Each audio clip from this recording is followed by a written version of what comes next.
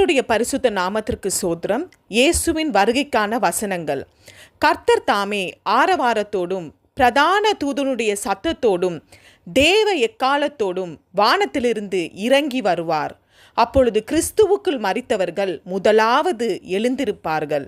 பின்பு உயிரோடு இருக்கும் நாமும் கர்த்தருக்கு எதிர்கொண்டு போக மேகங்கள் மேல் அவர்களோடு கூட ஆகாயத்தில் எடுத்துக்கொள்ளப்பட்டு இவ்விதமாய் எப்பொழுதும் கர்த்தருடனே கூட இருப்போம். 1 தெசலோனிக்கர் 4வது அதிகாரம் 16-17 வசனங்கள். மற்றொரு வசனம், இதோ ஒரு இரகசியத்தை உங்களுக்கு அறிவிக்கிறேன், நாம் எல்லாரும் நித்திரை அடைவதில்லை, ஆகிலும் கடைசி எக்காலம் தொனிக்கும் போது ஒரு நிமிஷத்திலே ஒரு இமை பொழுதிலே நாம் எல்லாரும் மறுரூபமாக்கப்படுவோம். எக்காலம் தொனிக்கும், அப்பொழுது மரித்தோர் அழிவில்லாதவர்களாய் எழுந்திருப்பார்கள், நாமும் மறுரூபமாக்கப்படுவோம்.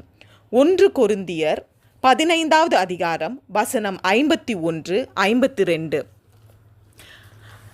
நமக்கு அருமையானவர்களின் இழப்பில் நமக்கு ஆறுதலும் நம்பிக்கையும் தரும் வசனங்கள்.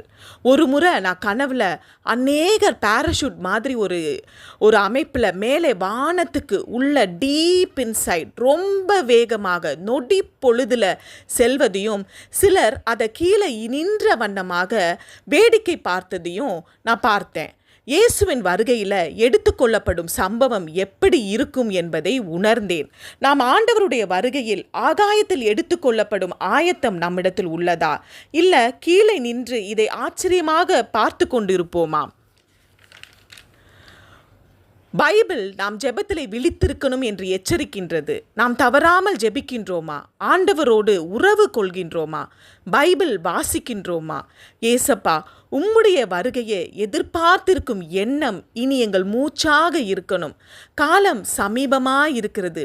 கர்த்தருடைய வருகையில் எதிர்கொண்டு போகும் ஆயத்தத்தை தாங்க ஏசப்பா. துதி, கனம், மகிமை அனைத்தும் இயேசு ஒருவருக்கே செலுத்துகின்றோம்.